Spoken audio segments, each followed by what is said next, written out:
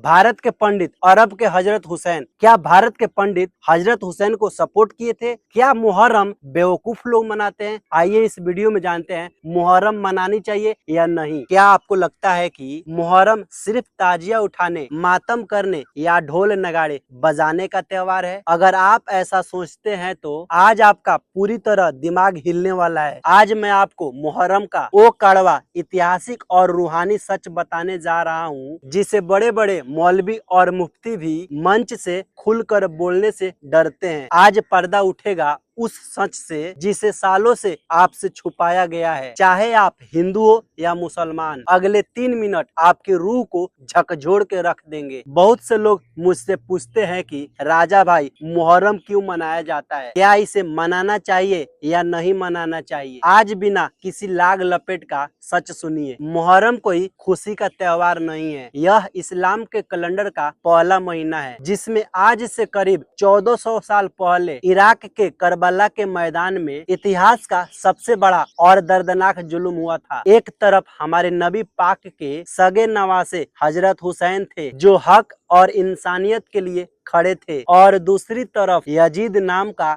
एक जालिम और अयास मुस्लिम राजा था जो अपनी गद्दी के नशे में अंधा था। यजीद चाहता था कि हजरत हुसैन उसकी गलत हुकूमत को सही मान ले, लेकिन हजरत हुसैन ने साफ कह दिया कि सिर कट सकता है लेकिन जालिम के आगे झुक नहीं सकता। यजीद की फौज ने हजरत हुसैन के 6 महीने से बच्चे के लेकर उनके पूरे परिवार को 3 दिन तक भूखा प्यासा रखा और बड़ी बेरहमी से शहीद कर दिया। अब आते हैं उस गहरे सवाल पर जो हर इंसान को सोचने पर मजबूर कर देता है, क्या मुहर्रम मनानी चाहिए या नहीं। इसको एक आसान उदाहरण से समझिए। अगर किसी के घर में जवान बेटों और मासूम बच्चों का कत्ल हो जाए तो क्या वो परिवार हर साल उस दिन ढोल नगाड़े बजाकर त्योहार मनाएगा? नहीं, वो दिन उस परिवार के लिए एक गहरा दुख और शोक का दिन होगा। हजरत हुसैन का जाना पूरी इंसानियत के लिए बहुत बड़ा दुख था, इसलिए मुहर्रम को एक त्योहार की तरह नाच गाकर या ढोल बजाकर मानना बिल्कुल गलत है। खुद बड़े बड़े मुफ्ती भी मानते हैं कि इस्लाम में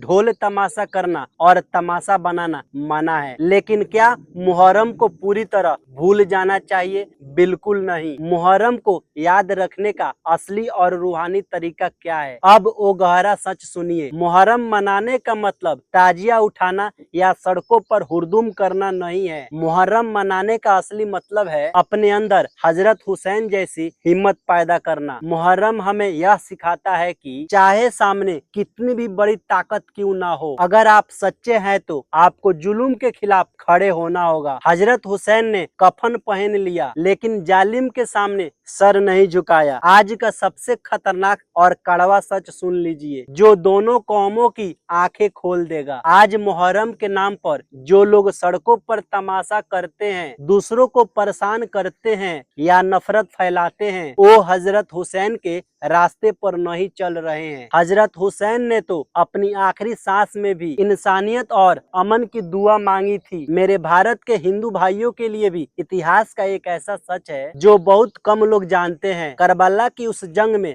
हजरत हुसैन की तरफ से लड़ने के लिए भारत के कुछ हिंदू योद्धा भी पहुंचे थे जिन्हें इतिहास में हुसैनी ब्राह्मण कहा जाता है। यानी हजरत हुसैन सिर्फ मुसलमानों के नहीं थे, वो हर उस इंसान के थे जो इंसाफ और सच्चाई से मोहब्बत करता था। अंत में बस इतना ही कहूंगा, मुहर्रम को तमाशा मत बनाइए। अगर हजरत हुसैन से सच्ची मोहब्बत है तो उनके किरदार को अपने अंदर लेकर आइए, भूखे को खाना खिलाइए, मजलूम की मदद कीजिए और अपने दिल से नफरत निकाल फेंकिए, क्योंकि हजरत हुसैन का संदेश रोने के लिए नहीं बल्कि समाज में हक और इंसानियत को जिंदा रखने के लिए था। भारत के पंडित और हजरत हुसैन जिंदाबाद। जय हिंद, जय भारत, वंदे मातरम, इनकलाम जिंदाबाद। खुदा हाफिज।